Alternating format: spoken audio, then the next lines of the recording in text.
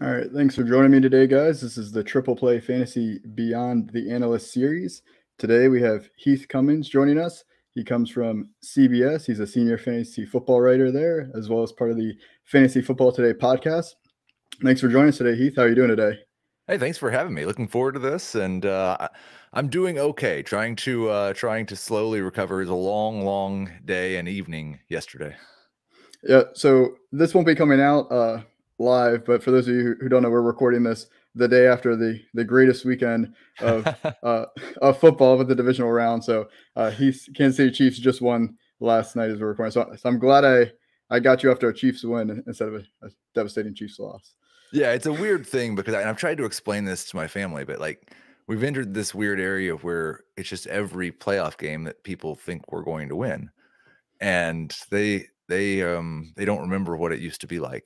And so there's a big upset coming in the future, but hopefully not until next year.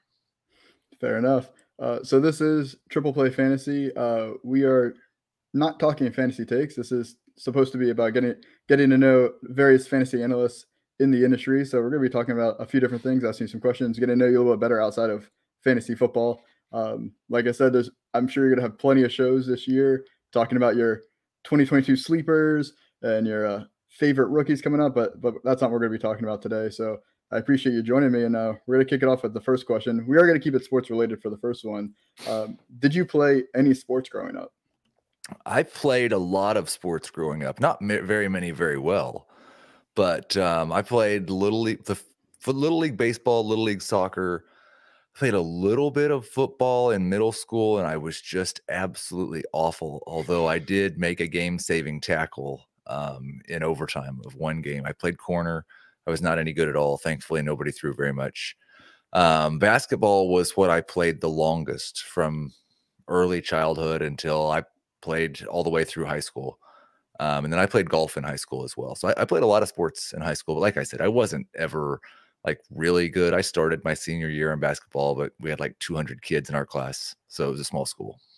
It still counts. Still having fun. Now, did any of that experience lead you to pursuing work in fantasy sports, or was that just completely separate? I don't like, I think it is definitely connected. And it's weird because my parents were not really big sports fans. My grandpa was. And so a lot of that came from him. One of my earliest sports related memories was it was his mom's, like my great grandma's 95th birthday party. And he snuck me out and we left early to go watch the Super Bowl where the, I don't remember which one it was, where the it was the fridge where the Bears just destroyed the Patriots in 85. And I remember like the 85 World Series, watching that with him when the Royals won. And so I think it was that connection more. I was an enormous sports card geek for like 5 years as a kid. And so I would sit up in my room like middle of the night with my cards strewn across the room, finding some way to organize them and making up new stats. I think that was probably more the side of me that led to the writing about fantasy. That's awesome. And sports cards are making a huge comeback now too. Yes. That's awesome. So then I know you've posted a lot about it on social media. You have a passion for barbecue and for beer. So do you have a favorite type of meat to smoke? And is there a reason why that's your favorite? Well, yesterday I just spoke. Like my favorite thing when done perfectly is burnt ends. Okay. And that's the point of the brisket that's cut off and chopped up and then recooked again. When I do that just right, that would be my favorite. But yesterday it just turned out okay. I smoked a couple of briskets. Probably the thing I do the best consistently is pulled pork. Pretty hard to mess that up. So that's probably the thing that I smoke the most often. But burnt ends, when I get it right, is my favorite. And the thing that I'm really just still not very good at somehow is ribs. I still have not done ribs perfectly. Well, we'll have to see if there's anybody else out there that can help us with that then. I've done a lot of research. I've heard a lot of things told me about what I'm supposed to be doing. I've not mastered it yet. Just got to find that secret step. So I probably already know the answer to this, but I'm going to ask it anyway. Is there any beer that is better than the one you're drinking while smoking meat? That's a good question because we've had this conversation about like ranking the various beers. I think recently we've kind of I say we're remodeling our house. The only thing that I can do in terms of house repair is paint. So we've been painting our house, and then we're going to have other people remodel the rest of it. But we painted the inside, and the like after 10 hours of physical labor beer might be slightly better than the while you're smoking meat beer, because they all kind of run together. I'll start a lot of times 4:35 in the morning smoking meat, and I'll be doing it for 14 hours. Those beers aren't quite as special as that first one after you've been actually like working. I don't do that very often, but actually working for 8 to 10 hours at a time. That might be my favorite beer right now. That's right. That's like a hydration beer. Like instead of water, just drink a beer. It goes down like water, that first one. Absolutely. Yeah, perfect. And now, do you have a preferred type of beer? I'm sure you drink several different kinds, but I didn't know if you had like a favorite that is your go-to. Yeah, right now my go-to, and if you told me this 5 years ago, I wouldn't have believed it, but it's the Session IPAs, just because on a day like yesterday or a day where I'm smoking meat or something like that, and I want to have several beers, I'd like to be able to still be functioning throughout the day as well. So Founders just came out with All Day Haze. I like that one a lot. And then here in Florida, Cigar City has the High Low, and I also like that one a lot. So yeah, the hazy Session IPAs are probably my favorite right now. I also love stouts and porters in the right atmosphere. That's fair. That's awesome. Yeah, it's important to pick the right beer for the right occasion or moment, and determining how many you want to have and what you want to be able to do during and after. For sure, yes. Awesome. And then, do you have any other passions or hobbies outside of this fantasy sports space besides obviously beer You know, and barbecue? my dad was just asking me the other day if I was going to start playing golf again, because I haven't played golf really since I moved to Florida and took this job. I don't really like. I coach youth basketball is probably the other thing that takes up the most of my time as far as my passions. I've really the last couple of years gotten into meditation, and that's helped me a lot. So those are the two things, like between coaching, which I think you could make the argument that you probably need to meditate if you're going to spend very much time coaching 12-year-olds. Yeah, so I coach my oldest son in soccer. So we're in the 5-6 division now. I started with the 3-4s, and yeah, it's like herding cats sometimes. And it's so interesting because like that age that you're at comes with its own set of challenges. Just like trying anytime you can get 2 or 3 of them to move in the same direction at the same time, it's an enormous win. It's really satisfying. I'm at the age now, my son's 12, and I went through this. My oldest son's 20. I coached him from the time he was 7 all the way until he was playing high school basketball, and I didn't coach him anymore. And so now I'm on this journey a second time with my youngest. And you get to that 12 and 13 age, and the kids start to look at you like your kids look at you when they're that age, and you can't discipline them in the same way. So it's a whole new challenge now, dealing with preteens and teens and trying to get them to still respect the game. Yeah, no, I can imagine. Yeah, I definitely don't have my 5 and 6 year olds do wind sprints yet. But yeah, just telling them which direction are we scoring. That's like 90% of. That's how I start every game. Like, which way are we going? And we had one instance last year, and it was one of our players shot on the wrong goal. So it still happens even when you get older. Yeah, yeah. We still cheer for them when they score on the wrong side. It's it's still fun, but that's awesome. And yeah, like you said, coaching's a whole nother thing, especially in these sports. So it's awesome you get to have that experience with your kids. For sure. So now, obviously, I listen to the Fantasy Football Today podcast. I love all you guys. And I understand you're not a fan of Halloween, correct? I'm not. Like, I don't want to poo-poo it for anybody else, but Sure. I don't really enjoy the whole trick-or-treating thing. I definitely did not enjoy taking my children trick-or-treating. It's a little bit better in South Florida. My first 2 grew up in Kansas City, and so Halloween, it was always raining and always like 35 degrees outside. It was just a miserable experience. Now it's not as bad, but I'm glad that all my kids are old enough to where if they want to go trick-or-treating, I don't have to go. No, and there's nothing wrong with not liking Halloween. I know Adam gives you a hard time. I understand it. But I'm obviously impressed with your costumes. I believe you were Aaron Rodgers returning to the Packers for was it the preseason training camp this past year, and then I think you were Hopper from Stranger Things the other year. So you still come up with incredible costumes, even though you're not a fan of the holiday. Well, we have neighbors that were 2 houses away from us that are the best Halloween decorators that I've ever been around or seen. Their house turns into almost like a haunted house every year, and they have a big party. And my wife and I go to the party, and she would like for me to be dressed up, and she really likes it when we're dressed up as theme things. So I participate and I do my best. I really look for costumes that I can just buy something that I might get to wear again, so I don't have to buy an actual costume. But yeah, I've been Aaron Rodgers. I've been Hopper. We were Forrest Gump and Jenny one year. We were Jim and Pam one year. All kind of in that same window though. Awesome. I think you've been crushing it for not enjoying Halloween. Now, are there any holidays that you are a big fan of if it's not Halloween? Yeah, I like most of the holidays. I'm not a total holiday party pooper, but I'm a big fan of Thanksgiving, Christmas, Easter, Valentine's Day is even okay. Awesome. So just the Halloween. I understand that. That's awesome though.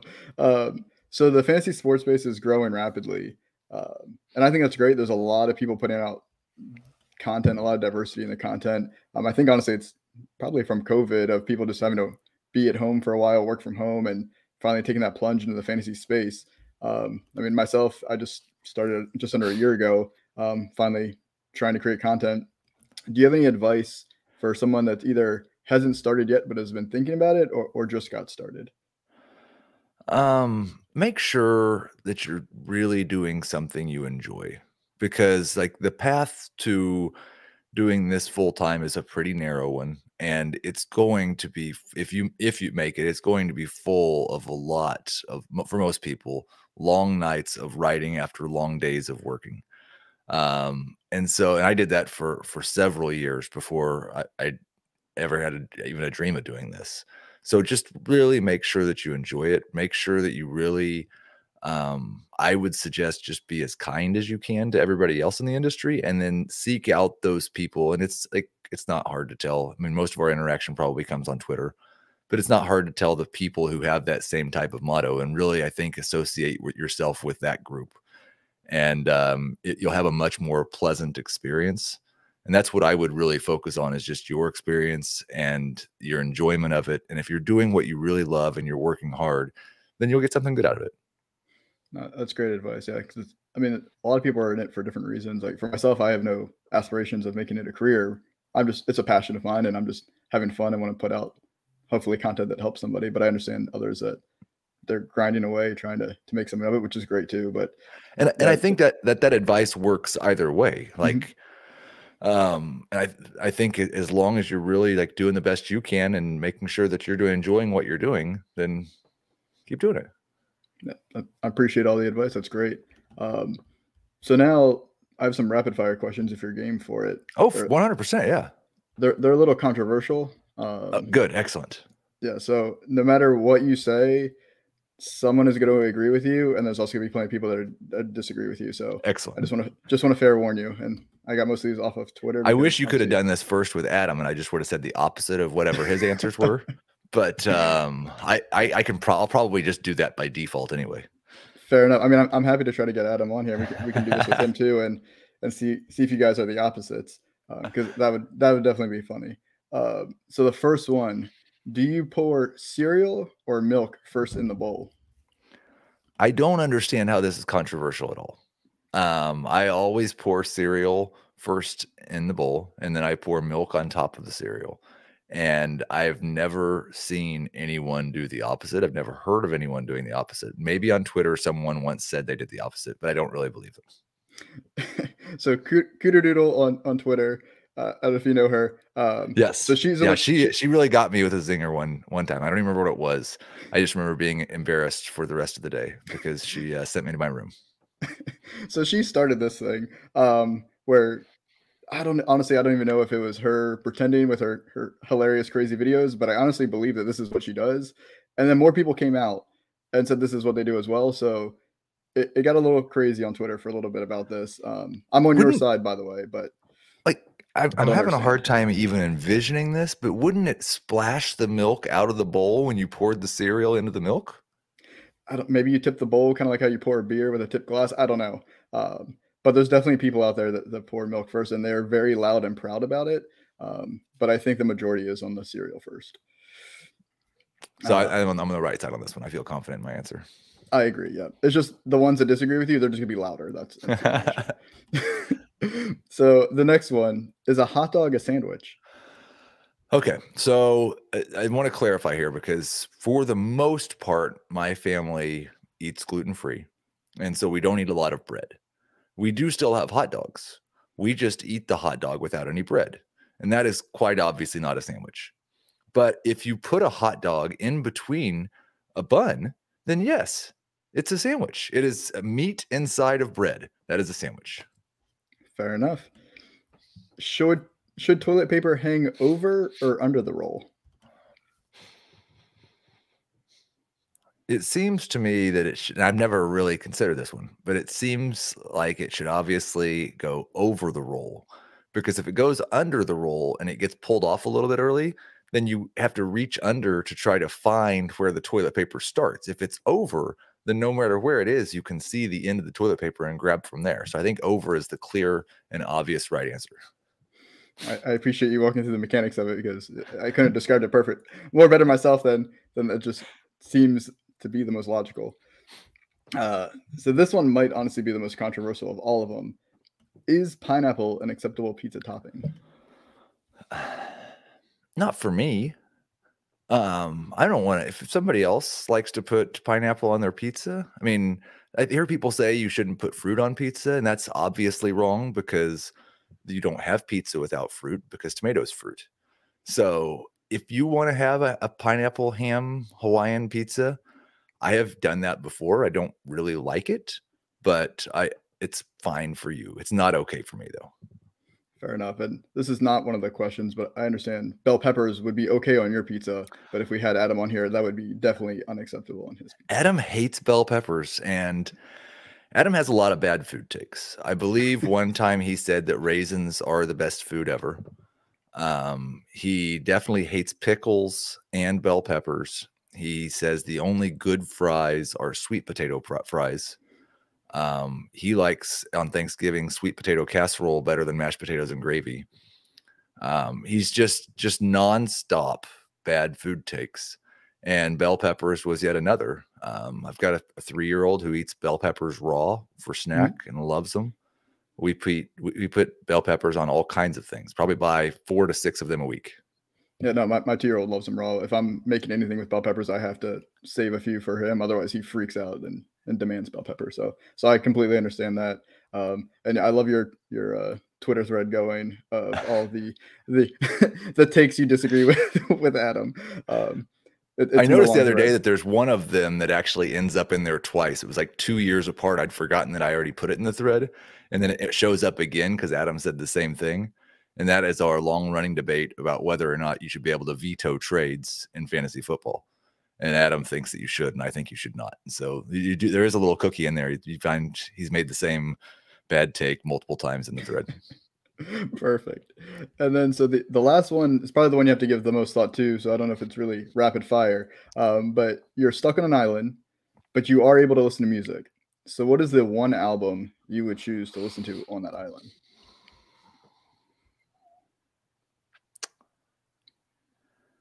So I like right now there is one album that I'm listening to over and over and over again. I'm trying to decide if I had it on an island, would I eventually get tired of it? And it feels like I should choose something more classic than this.